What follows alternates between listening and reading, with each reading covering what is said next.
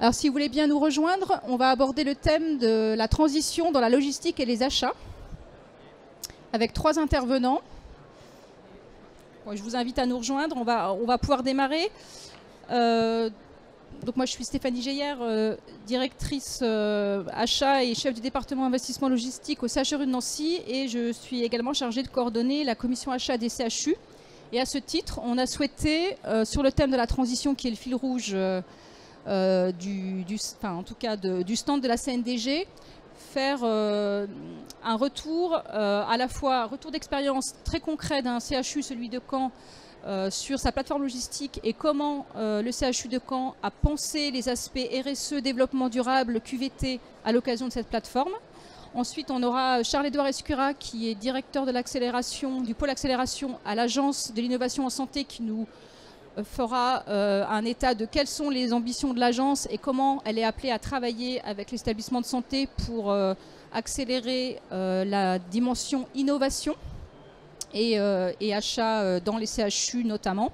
Et puis Stéphane Pardou, directeur général de l'ANAP, qui est un acteur important pour accompagner les établissements de santé, dont les CHU, dans la transition à différents titres. Donc là, ce qui nous intéresse, la transition achat logistique et la transition également écologique.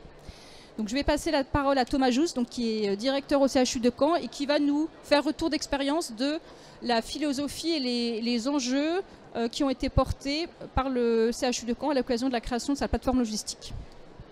Merci Stéphanie. Bonjour à tout le monde. Donc je vais essayer de vous expliquer en quelques points puis quelques exemples sur comment on a pris en compte cette thématique développement durable dans la mise en place et la conception et l'implantation de cette nouvelle plateforme logistique. Alors ce que vous voyez à l'écran, donc c'est les 2 nouveaux bâtiments qui ont été récemment ouverts. Le premier qui se trouve à droite, c'est le bâtiment biologie recherche qui a été inauguré par François Braun le 20 février 2023. Et celui qui se trouve à gauche, c'est le bâtiment que l'on nomme LPA, c'est-à-dire logistique, pharmacie, administration. Et dans ce bâtiment, on va avoir une plateforme logistique. Voilà. Donc le projet qu'on a mené, c'est d'avoir une plateforme logistique qui soit commune entre la pharmacie et le magasin général, ce qui permet en fait de mutualiser tout un tas d'étapes techniques, de flux logistiques, qui nous permet d'être plus économes et d'être plus efficaces vis-à-vis des services de soins. Voilà, par exemple, pour les livraisons des services de soins dans les unités, en fait, il y aura une livraison unique qui portera à la fois sur des produits d'hôtellerie et sur des produits pharmaceutiques. Donc voilà, cette plateforme, elle se traduit aussi donc par un projet managérial commun, puisque en fait, au travers du fait qu'on doit travailler avec la pharmacie, bien évidemment, on a mis en place tout un tas de procédures. On a mutualisé les personnels, on les a formés aux produits pharmaceutiques. On a mis en place un logiciel commun qui nous permet de gérer les éléments de la même manière, ce qui nous permet de travailler ensemble et d'être plus efficace. Au nord de la plateforme, on a mis en place une plateforme déchets. Alors ça peut paraître surprenant, mais à compter de 2026, quand les bâtiments cliniques du CHU seront ouverts, tous les produits seront livrés par des AGV, donc des tortues, qui permettront d'apporter directement dans une unité de soins les produits dont ils ont besoin. Et en retour, vers la plateforme partiront des flux de ces AGV comportant les déchets et qui permettront de leur évacuation plus facilitée. Voilà, donc c'est un projet qui se veut cohérent en termes de flux logistique avant tout. Sur les résultats, alors on a commencé, bien sûr, la construction, elle passe avant tout par le fait qu'elle soit respectueuse de l'environnement. On a des matériaux d'isolation qui sont biosourcés. Alors tout ce qui entoure le bâtiment en termes d'isolation thermique est de la fibre végétale, ce qui nous permet d'isoler le bâtiment et de faire en sorte qu'il ne fasse pas trop chaud en été et pas trop froid en hiver. On a aussi sélectionné des matériaux qui n'émettent pas beaucoup de polluants chimiques, parce que c'est un élément qui a un impact environnemental qui est vraiment regrettable. Et puis on a, sur la gestion de la température dans le bâtiment, on a mis en place des vitrages à contrôle solaire. C'est des vitrages qui permettent en fait de retenir globalement la chaleur en hiver et d'essayer de filtrer la lumière trop forte en été, ce qui permet de maintenir une température sans avoir à chauffer beaucoup. Voilà. Donc on a cette construction à la base, mais on a aussi sélectionné des équipements qui soit consommaient peu d'eau, soit peu d'électricité, soit peu de détergents, et qui permettaient en fait de limiter notre impact énergétique, notamment vis-à-vis de nos structures.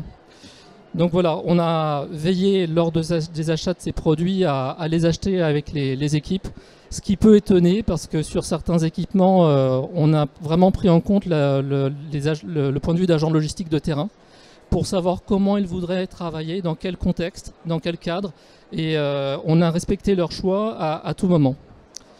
Voilà, donc on a équipé le CHU avec de nouveaux équipements qui visent notamment à améliorer l'hygiène.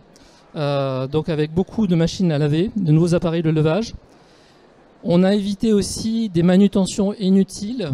Alors il y a pour vous dire par exemple sur des postes de travail, on va avoir des circuits de convoyage qui nous permettent d'apporter des caisses vides et de permettre aux préparateurs de ne pas avoir à marcher. C'est le produit qui vient vers la personne et non pas l'homme qui vient vers le produit pour économiser on va dire l'effort et faire en sorte que la personne ne se fatigue pas trop à son poste de travail, mais aussi par souci d'efficience. Ce qui est intéressant dans ce type de projet, c'est qu'on voit aussi que finalement le bâtiment et les équipements se complètent et qu'on doit les choisir les uns par rapport aux autres. Et typiquement, le fait d'avoir eu des canalisations CVC qui nous permettent d'apporter de l'eau chaude, on a utilisé, si vous voulez, ces éléments-là pour les prendre en compte sur certains équipements de lavage. Éviter par exemple de devoir chauffer de l'eau à proximité d'une machine de lavage qui générerait plus d'énergie et plus de consommation énergétique. Voilà. Donc il y a la volonté d'apporter les produits à l'homme pour renforcer l'efficience et un des éléments qui est assez structurant, c'est les stockeurs verticaux. Les stockeurs verticaux, on les voit en haut à gauche dans la slide qui se trouve ici. Il faut savoir qu'en fait que dans la stratégie de stockage du CHU de Caen, on a des paletiers qui sont nettement moins importants maintenant qu'auparavant. C'est-à-dire qu'en grande partie, ce qui figure à l'ouest, enfin à gauche de la slide, a remplacé ce qui figurait à droite de la slide. Donc en fait, on stocke sur des équipements qui apportent directement à l'opérateur logistique des produits, tout un tas d'éléments d'hôtellerie ou pharmaceutiques qui nous permettent en fait d'être plus efficaces dans nos préparations pour les unités de soins. On a aussi pensé le stockage différemment, notamment par rapport à des éléments sécuritaires. J'ai souhaité vous le préciser aussi en vous apportant l'image des bungalows. Alors c'est des bungalows qui permettent de contenir des produits inflammables, des produits dangereux. Ça nous permet ainsi d'éviter que les produits soient stockés à l'intérieur de la plateforme logistique et de générer des risques inutiles par rapport aux opérateurs. Donc c'est des points qui nous ont vraiment importés et aujourd'hui les conditions de travail des personnels se sont grandement améliorées. Ce qui m'a permis ce que je retiens de ce projet de plateforme logistique, c'est peut-être de voir en fait que quand on travaille sur une thématique qui est le développement durable, on travaille pour toutes les thématiques. On travaille pour l'efficience économique de la future structure, on travaille pour les conditions de travail. La thématique développement durable est tellement transversale qu'en fait on arrive à obtenir des résultats congruents. Et des fois on recherche un objectif dans un domaine particulier et on en obtient dans l'autre sans s'en rendre compte au départ. Donc ça a été un projet qui était vraiment intéressant à mener. Merci beaucoup Thomas pour ce retour d'expérience concret. Donc c'est comment finalement à l'occasion d'un projet de reconstruction, on vient fédérer en fait une équipe autour de projets à forte valeur ajoutée qui tournent autour de la transition et du développement durable.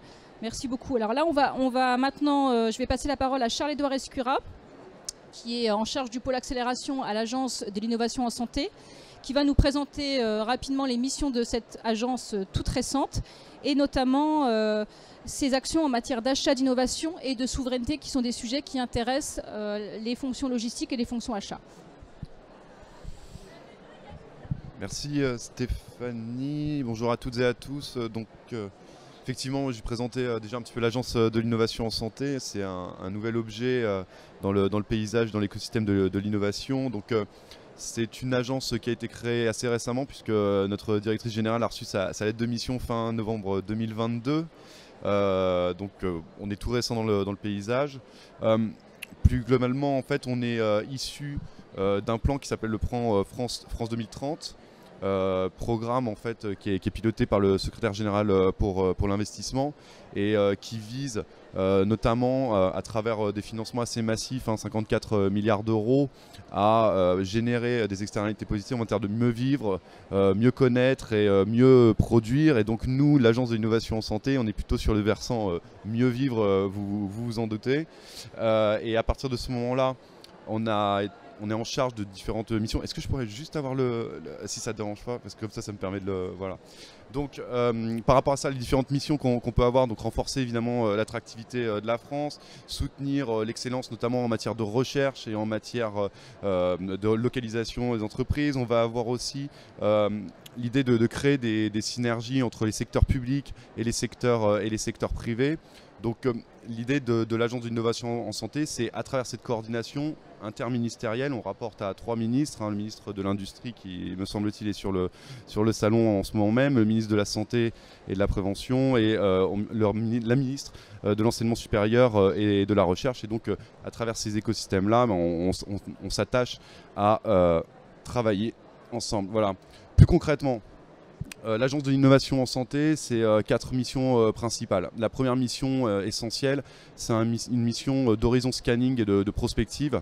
L'objectif, c'est qu'à un niveau mondial, on puisse d'ores et déjà anticiper les innovations qui vont avoir un impact sur le système de santé, que ce soit en matière de financement. On peut penser notamment aux nouvelles thérapies qui vont arriver d'ici quelques années et qui sont, vous le savez, extrêmement coûteuses. Donc comment est-ce qu'on peut arriver entre guillemets à faire de la place pour ces nouvelles thérapies. Ça va être aussi les impacts en termes organisationnels de ces innovations et pouvoir à partir de cet horizon scanning avoir un dialogue sur les priorisations de la recherche, sur la priorisation de certains financements, sur la priorisation aussi de relocalisation. Et évidemment, on ne le fait pas tout seul parce que l'agence est une petite structure et qui souhaite être une petite structure pour être agile et travailler en collaboration avec l'écosystème. On le fait avec les organismes nationaux de recherche, avec l'INSERM. Il y a des comités qui sont mis en place justement pour piloter ça. Ça, c'est une mission extrêmement importante, l'horizon scanning. On a aussi une deuxième mission qui est une mission relative à l'accompagnement. L'accompagnement, donc les équipes du pôle accompagnement, mes collègues du pôle accompagnement vont accompagner des solutions innovantes, des entreprises qui portent des solutions innovantes à travers des mécanismes qui vont être des mécanismes souvent extra-financiers pour se retrouver dans l'écosystème et pouvoir arriver le plus rapidement possible sur le marché. Ça va passer énormément par des fast track, par exemple, demander en collaboration avec les agences sanitaires, si non pas en préjugeant des évaluations, mais de dire est-ce que ce dossier pourrait être mis sur le dessus de la pile. Ça va passer aussi par des programmes hors cadre, c'est-à-dire trouver des solutions pour des solutions innovantes qui sont tellement disruptives qu'en fait elles ne rentrent dans aucun cadre qu'on connaît, que ce soit de financement, d'adoption, que ce soit même de cadre réglementaire.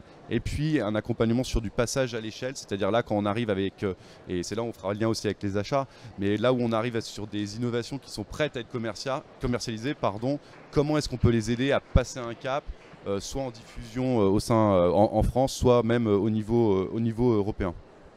Troisième mission, c'est la pôle accélération et transformation que je dirige.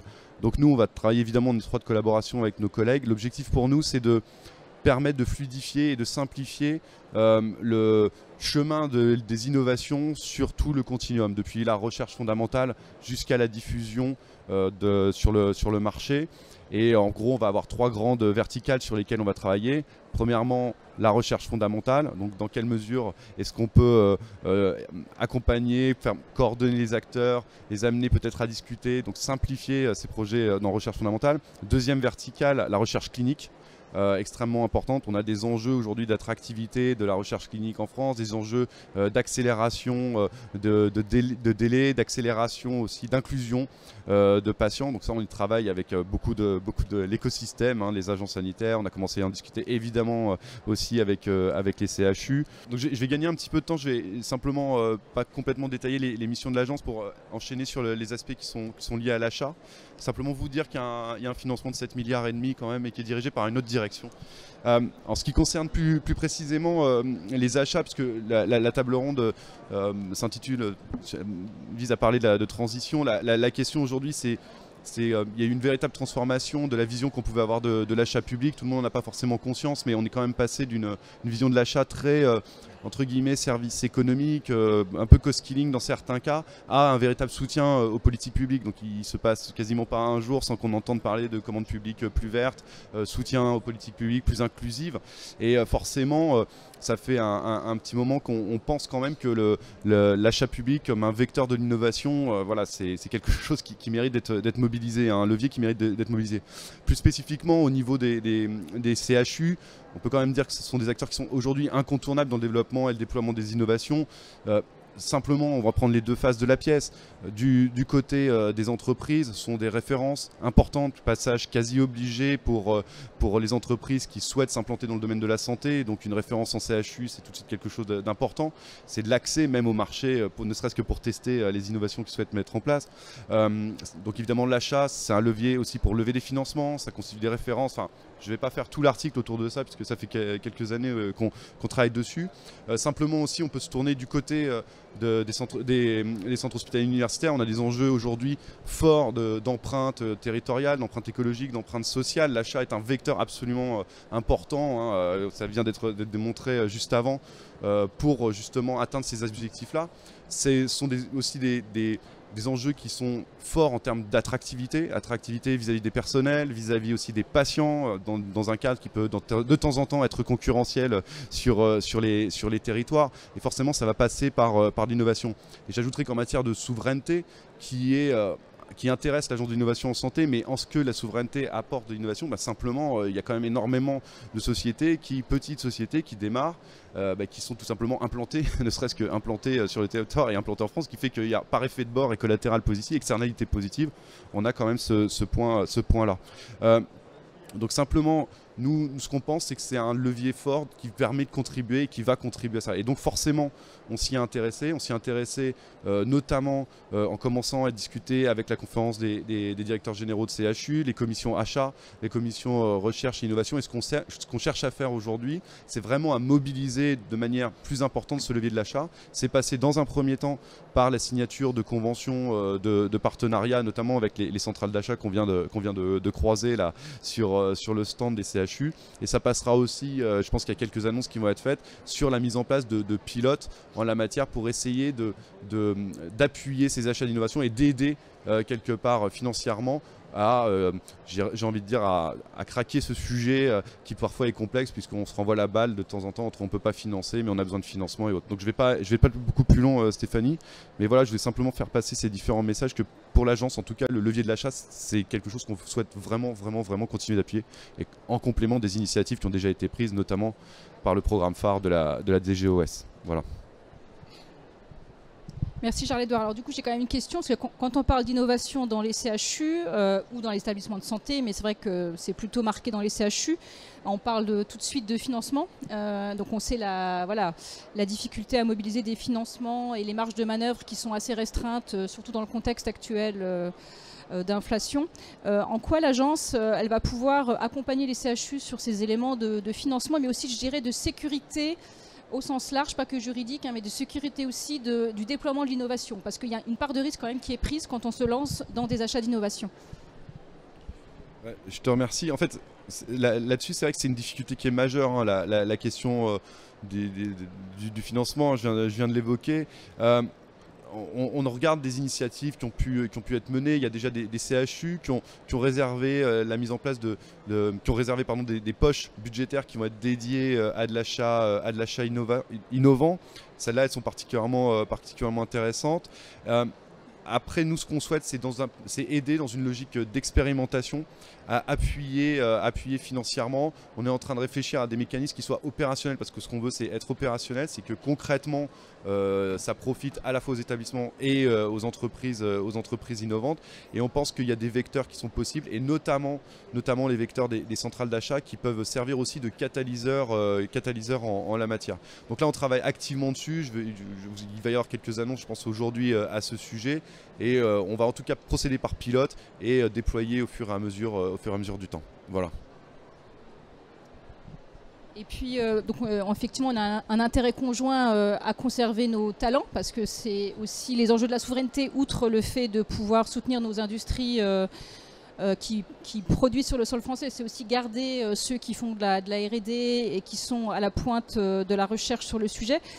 Moi, en tant que directrice achat, comment tu vois la mobilisation de la fonction achat pour justement soutenir les innovations au niveau des CHU? Qu'est-ce qui manque pour que on soit un élément accompagnant et un vrai levier pour diffuser l'innovation? Sur les directions achats, à la base, c'est déjà une interface entre le besoin interne et l'écosystème industriel. Je pense qu'aujourd'hui, il y a un vrai besoin, pas que dans l'achat d'innovation, mais quand même, il y a un vrai besoin de dialogue au sein des établissements. Finalement, j'en ai discuté avec pas mal d'établissements, notamment entre les DRCI, avec les directions achats, qui ne soient pas mises trop tard, parce qu'il y a des vrais leviers qui sont maîtrisés par les directions achats. Je pense au décret expérimentation de 100 000 euros. On parle des fois du partenariat d'innovation, mais il n'y a peut-être pas forcément besoin d'aller chercher de l'ingénierie juridique compliquée de temps en temps.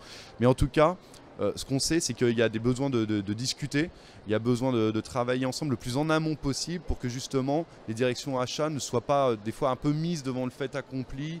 Au fait, il y a telle innovation, il faudrait voir comment on peut faire. Donc il y a un sujet autour de ça, et il y a un sujet un peu plus global, organisationnel, qu'on souhaite travailler, et notamment en étroite collaboration avec la NAP, autour de la mise en place de management de l'innovation par rapport à des initiatives qui ont pu être prises.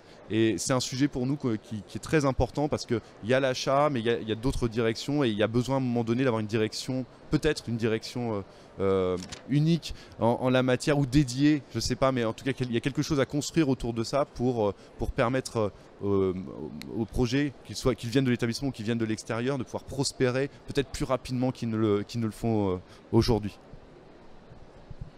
Merci. Donc peut-être la notion de guichet unique, effectivement, à travailler au sein des CHU sur l'innovation. Donc du coup, ça fait la parfaite transition avec le troisième intervenant, Stéphane Pardou, directeur général de la NAP. Donc un partenariat qui vient de se nouer avec l'Agence de l'innovation en santé. Donc peut-être nous dire un petit peu quelle est votre feuille de route conjointe, et puis quel est le programme ambitieux de la NAP, qui est là pour soutenir les établissements de santé dans leur transformation au sens large, et peut-être nous parler plus spécifiquement de la transformation et de la transition sur les fonctions logistiques et les fonctions achats, et puis peut-être transition écologique encore au sens plus large. Merci. Très bien, merci de l'invitation déjà. Je suis ravi de parler logistique parce que c'est mon premier métier et c'est celui que j'ai le plus aimé dans toute ma carrière. Donc je suis toujours très content de parler de ces sujets. C'est une triple transition en fait que le secteur logistique est en train de vivre. C'est une transition écologique, ça pas besoin d'y revenir, je pense que maintenant tout le monde est au clair là-dessus, entre les enjeux de court terme, les enjeux de long terme qui se rejoignent. Il y a une véritable transformation à avoir pour atteindre des objectifs de développement durable, et la fonction logistique est concernée. Le deuxième élément de transition, c'est une transition technologique. La fonction logistique, et l'exemple de Caen qui vient de nous être qui nous a été montré le met en évidence. Il y a des énormes sujets d'automatisation, de robotisation, de fluidification de la fonction logistique pour permettre justement de décharger de tâches contraignantes, pour aller au plus près des services, pour concentrer l'humain vers d'autres sujets. Donc c'est une transition technologique que d'autres secteurs qui utilisent massivement la logistique, bien évidemment, ont déjà attrapé. Et puis le troisième sujet, je voudrais aussi inciter là-dessus en matière de transition, c'est une transition en matière de ressources humaines. Puisque ça n'a échappé à personne, et alors les plus jeunes forcément n'ont pas conscience de ce que ça représente, mais nous approchons du plein emploi dans le pays. Et approcher du plein emploi, ça veut dire mécaniquement qu'il va être de plus en plus compliqué de recruter, et sans doute que c'est déjà le cas, que vous le voyez déjà dans les établissements, il va être de plus en plus difficile de recruter. Et donc les métiers de la logistique vont devoir faire face à une contrainte en matière de ressources humaines, ce qui était moins le cas dans les décennies précédentes. Et ce faisant, ça doit amener la fonction logistique à s'interroger sur la façon dont elle conserve les talents, dont elle recrute, mais aussi, pardon d'être un peu provocant, mais j'aime bien qu'on dépasse un peu les sujets de consensus, dont elle se passe de professionnels, dont elle réduit, pas pour des questions économiques, mais tout simplement pour des questions de capacité, comment elle peut faire avec éventuellement moins de personnel eu égard aux difficultés de recrutement qui sont déjà réelles. Donc cette triple transition, elle a forcément un impact majeur sur la fonction logistique, dont on a vu, je fais partie des dirigeants qui en ont toujours été persuadés, mais pour le coup la crise Covid a montré à quel point la fonction logistique et la fluidification de la fonction logistique avaient à la fois un impact qualitatif absolument indéniable sur les prises en charge, voire stratégique, et était bien évidemment aussi un élément de performance et de coût global pour les établissements. Donc cette triple transition, développement durable, écologique, ressources humaines, technologiques, elle va percuter profondément, et je suis vraiment ravi d'avoir entendu cet exemple du CHU de Caen. Je ne sais pas si c'est exactement ce qu'il faut faire, Mais en tout cas, ça ressemble à ce que va être la logistique de demain. Elle est automatisée, elle allège les soignants d'un certain nombre de tâches. Donc c'est sans doute des modèles vers lesquels il va falloir aller. Alors très concrètement, sur la base de cette triple transition, la NAP, elle s'efforce dans son rôle d'accompagnement depuis maintenant de nombreuses années d'accompagner cette triple transition.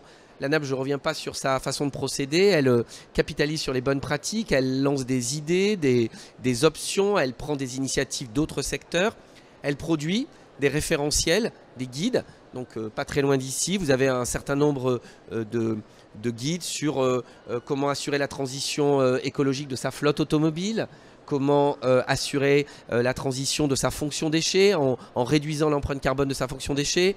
Nous organisons également des manifestations et nous avons d'ailleurs au mois de juin une grande manifestation que nous organisons avec le RESA, pour laquelle nous avons déjà près de 700 inscrits, une manifestation dédiée à l'automatisation et à la robotisation de la fonction logistique, journée dans laquelle, j'espère que vous êtes inscrits, certains d'ici sont inscrits, dans laquelle nous allons présenter tout ce qui se fait aujourd'hui en matière d'automatisation et de robotisation de la fonction logistique. On en a eu un exemple là, au CHU de Caen, on en a d'autres exemples au CHU de Nantes, au CH de Cholet, et aussi dans d'autres secteurs.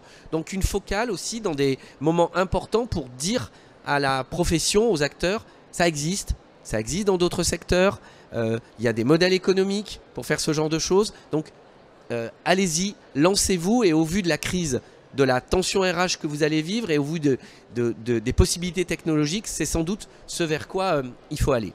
Donc des productions, des manifestations et puis des accompagnements au plus près du terrain qu'on nous demande de plus en plus à la NAP, à la demande des agences régionales de santé sur des sujets collectifs de logistique, mais aussi des demandes d'accompagnement à la demande des établissements de santé sur la fonction logistique pour auditer, proposer des scénarios d'évolution. Nous venons d'en conduire un chez nos amis d'Unicancer juste à côté auprès de CLCC. Nous en avons autour d'hôpitaux psychiatriques, nous en avons en pharmacie. Donc, et j'insiste, des appuis terrain qui ont une spécificité et c'est ça qui fait leur intérêt et c'est ce qui fait que dans les allées de ce salon, on nous remercie assez souvent. C'est fait par des pairs. Et d'ailleurs même au sein de cette table ronde, il y a des experts qui appartiennent au réseau d'experts de la NAP et qui sont des professionnels qui consacrent un peu de leur temps à aider le système dans sa globalité. Donc ces accompagnements terrain que nous menons sur la logistique, eh bien, ils sont réalisés par des experts de la logistique d'autres établissements qui viennent accompagner, qui viennent pendant quelques jours d'un accompagnement, dire à un établissement, ben nous on a fait comme ça, nous on essaierait plutôt de faire comme ça, on évoluerait, et c'est quelque chose qui est très bien perçu puisque c'est un accompagnement de pair à pair, bienveillant, ce n'est pas de l'inspection, c'est pas du contrôle, c'est pas de l'audit, c'est vraiment de l'accompagnement. Donc c'est comme ça que la NAP dans sa feuille de route accompagne les établissements et c'est une action que nous allons amplifier en matière d'achat et de logistique, puisque dans le cadre de la réorganisation de la Direction Générale de l'Offre de Soins que la DGOS que Marie Daudet, la DGOS, a commencé à annoncer, la NAP va être chargée d'un certain nombre de chantiers complémentaires en matière de logistique et d'achat, en lien avec le programme phare, mais un certain nombre de travaux vont nous être confiés autour notamment de la logistique, et bien exactement ce que vous avez évoqué, monsieur, les plateformes logistiques, mais aussi les achats complexes, la gestion de parc, autant de sujets qui permettent à la fonction logistique de se développer. La ligne de conduite de la NAP sur ce sujet-là, et c'est l'objet du partenariat avec l'Agence de l'innovation en santé, c'est que le secteur de la logistique et des achats est un secteur qui vraiment connaît des évolutions technologiques et des évolutions organisationnelles majeures. Historiquement, c'est pas le cœur, en tout cas c'est pas considéré comme le plus noble de la fonction hospitalière, c'est considéré comme étant chose vraiment de l'intendance historique. Là où de très grands autres secteurs, de grandes entreprises ont fait de ce secteur de la logistique un des éléments central pour améliorer les process. La crise Covid a montré à quel point tous ces process étaient importants et le secteur aujourd'hui, il faut qu'il accepte d'embrasser cette triple transition, cette triple crise écologique, de ressources humaines, technologiques, pour véritablement se moderniser. C'est-à-dire, il n'est plus question d'envisager de refaire des entrepôts comme on les a fait ces dernières années. Il n'est plus question peut-être de reproduire des petits magasins dans certains établissements. Il est sans doute aussi nécessaire de se reposer la question de faire ou faire faire, à l'aune notamment, pas forcément des économies, mais à l'aune de ce que j'ai évoqué tout à l'heure sur la question des ressources humaines. Il va être de plus en plus difficile de recruter dans le secteur de la logistique hospitalière. Et sauf à mettre en place des organisations dégradées, eh bien, il faut trouver d'autres façons de fonctionner. Donc la ligne de la NAP sur ce sujet de la transition en matière de logistique, c'est clairement celui d'aller chercher des modèles déjà éprouvés ailleurs et d'accepter vraiment de franchir un cap en matière de transformation et de modernité. Merci. Donc du coup, j'ai effectivement tout l'intérêt de la NAP, c'est que ce sont des professionnels qui accompagnent des professionnels, qui peuvent consacrer du temps à ça. Il y a des retours d'expérience qui permettent d'éviter des erreurs ou de capitaliser des réussites. Vous parliez d'achats complexes. Est-ce que vous avez déjà des exemples sur des thématiques qui commencent à émerger? Typiquement, il y a un sujet qui nous tient à cœur à la NAP et je crois qui tient à cœur aussi aux centrales d'achat.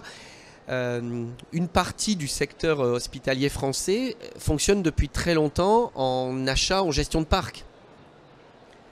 C'est une pratique qui n'est pas forcément très répandue dans une autre partie du secteur hospitalier français. Or, la pratique de la gestion de parc, de l'achat en gestion de parc, l'achat complexe, comme on dit, mais j'aime pas cette expression parce que l'achat complexe, ça donne tout de suite pas envie d'en faire, quoi. Genre, l'achat compliqué, tu te dis, je vais plutôt faire l'achat simple, quoi. Donc, je préfère parler de gestion de parc. C'est quelque chose d'extrêmement intéressant parce que ça permet de faire se rencontrer des demandes médicales ou soignantes très importantes de renouvellement permanent du parc, de mise à niveau du parc, de faire se rencontrer l'offre des industriels qui sont des offres extrêmement importantes, qui ont des possibilités d'évolution technologique permanente, avec en plus des modalités de financement qui évitent de peser sur la section d'investissement à un moment où on voit que tous les établissements doivent supporter des coûts d'investissement relativement importants. Donc ce sont des dispositifs plutôt gagnant-gagnant que les centrales d'achat promeuvent depuis longtemps et qui ne trouvent pas encore complètement leur public dans les établissements. Quand on fait des retours d'expérience, des hôpitaux qui gèrent tout leur parc d'imagerie en gestion de parc, c'est-à-dire en leasing, mais avec renouvellement technologique, il n'y en a pas tant que ça. Voilà. Des établissements qui gèrent leur parc d'endoscopie ou d'échographe en gestion de parc, il n'y en a pas tant que ça. Et pour l'avoir modestement réalisé dans un établissement ces dernières années, j'y ai vu l'impact, y compris en qualité de vie au travail pour les professionnels, qui ont vu arriver d'un coup un renouvellement de l'intégralité du parc des échographes de maternité. Je vous assure que le directeur des achats, la logistique, il a été populaire un moment. Et donc ce sont typiquement ce type de sujets sur l'achat en coût complet, la gestion de parc, qui nous semble apporter. Le deuxième sujet qui nous semble devoir être réévoqué sans idéologie, sans a priori, c'est le faire ou faire faire. C'est le faire ou faire faire. C'est un sujet qui est très très clivant dans les structures hospitalières, le faire ou faire faire, sur lequel on l'aborde par des dimensions un peu idéologiques ou en tout cas de principe, sur ça appartient aux soins, donc ça doit appartenir à l'emprise hospitalière, et d'autres disant mais pas du tout, finalement ce sont des fonctions secondes qui finalement ne participent pas du processus de soins. Moi je pense qu'il faut que dans la triple crise de processus de transition qu'on va voir sur la technologie, les ressources humaines et l'écologie, eh bien justement cette question du faire ou faire faire soit reposée dans tous les établissements à l'occasion des grands projets logistiques. Et à nouveau, je ne fais pas la pub pour les centrales d'achat, mais un peu quand même, les centrales d'achat françaises proposent des offres complètes d'analyse de la situation de marché qui permettent à tous les établissements français de se poser les bonnes questions sur le faire ou faire faire. Et donc c'est par exemple, voilà, pour deux exemples que je peux évoquer de travaux que nous allons être amenés à amplifier dans les prochaines semaines, prochains mois, en lien avec des orientations de la NAP. Du coup, pour conclure, j'aurais peut-être une question, on verra si chacun a l'occasion d'apporter une réponse. Vous parliez très justement de tensions dans les recrutements, particulièrement sur les soignants. Donc il y a aussi de nouveaux enjeux qui sont de libérer du temps aux soignants pour qu'ils se reconcentrent sur leur cœur de métier, comme on dit. Donc du coup, ça vient impacter toutes les fonctions support. Donc comment elles peuvent venir aider les soignants, soit sous le biais des organisations, en revoyant qui fait telle tâche, etc. Et par le biais aussi peut-être de l'innovation. c'est-à-dire comment effectivement des innovations vont permettre de soulager ou de faire gagner du temps qualitatif aux soignants et se recentrer sur son cœur de métier, la prise en charge du patient. Alors juste, merci. Du coup, Stéphanie, vous me donnez l'occasion d'évoquer un sujet, puisque la NAP, ce n'est pas des idées qui arrivent comme ça, perchées de nous-mêmes. La NAP, c'est une connexion forte avec le terrain. Et sur ce sujet de la logistique des tâches, de la logistique des services, nous venons de lancer à la NAP un grand appel à manifestation d'intérêt pour recueillir dans l'ensemble du pays les initiatives intéressantes, innovantes, qui ont été mises en place pour alléger ce qu'on appelle, j'aime pas cette expression, mais on va appeler comme ça le dernier kilomètre, c'est-à-dire le moment où la logistique entre dans le service de soins. Donc nous lançons auprès de l'ensemble du terrain un grand recueil de tout ce qui a pu être fait, imaginé par les établissements. Et dans cette logique de l'innovation, eh bien, il y a ce qui nous a été présenté par Caen, c'est de la robotisation jusque dans les étages. Et aujourd'hui, il y a des établissements français qui utilisent les AGV ou des petits robots de dispensation jusque dans les étages. Solution qui existe dans de très nombreux pays européens. Et d'ailleurs, l'ANAP organise un voyage d'études, un voyage dans son activité de performance sans frontières, 2 voyages d'études, un en France et un au Danemark, pour apprécier ce qu'est aujourd'hui la robotisation hospitalière, notamment dans le dernier kilomètre. Donc ça fait partie des innovations typiquement qui ont vocation à se développer dans le pays. Peut-être pour compléter, puis pour abonder dans votre sens, parce que c'est beaucoup de propos, je m'y retrouve énormément. Il y a une évolution aussi en termes de compétences des ressources humaines. Parce que la logistique, on dit on ne va pas pouvoir forcément trouver des logisticiens demain, mais il faut aussi comprendre que la logistique, c'est plus sale, c'est plus moche, c'est beaucoup de technicité, c'est de l'informatique, c'est de la gestion de stock à différentes étapes, c'est des solutions innovantes en matière d'analyse des stocks sur l'ensemble de la chaîne d'approvisionnement qui se mettent en place à différents endroits. Et ça, effectivement, ça repose aussi, comme ça vient d'être dit, le rôle des uns et des autres en établissement de santé. Parce que dans le projet du CHU de Caen, la logistique qui est faite à proximité de services de soins n'est plus assumée par les soignants. Parce qu'on a souhaité faire en sorte que les soignants se reconcentrent sur le soin. Donc si vous voulez, toutes les commandes qui sont effectuées par les services de soins sur du matériel divers, que ce soit pour les petits déjeuners, que ce soit pour les médicaments, que ce soit pour d'autres éléments, ça sera géré désormais par des spécialistes qui connaîtront, si vous voulez, énormément bien le logiciel et les considérations techniques qui sont liées à la chaîne d'approvisionnement, mais pour libérer de ce poids logistique, qu'est la logistique, nos confrères soignants. Voilà. Donc c'était un petit point qui mérite d'être souligné, et effectivement on se penche beaucoup sur cette logistique du dernier mètre, qui est très chronophage, très lourde, surtout quand on a des services avec des charges soignantes qui peuvent être extrêmement fortes, et ça a été une de nos priorités transversales tout au long de ce projet. Merci. Bon, ouais. Voilà, on a épuisé le temps qui est consacré à cette table ronde. Je remercie beaucoup les intervenants qui avaient des approches complémentaires, à la fois terrain, accompagnement des établissements et portage au plus haut niveau de l'ambition d'innovation et de souveraineté à l'échelle du monde de la santé. Donc merci beaucoup. Bonne continuation.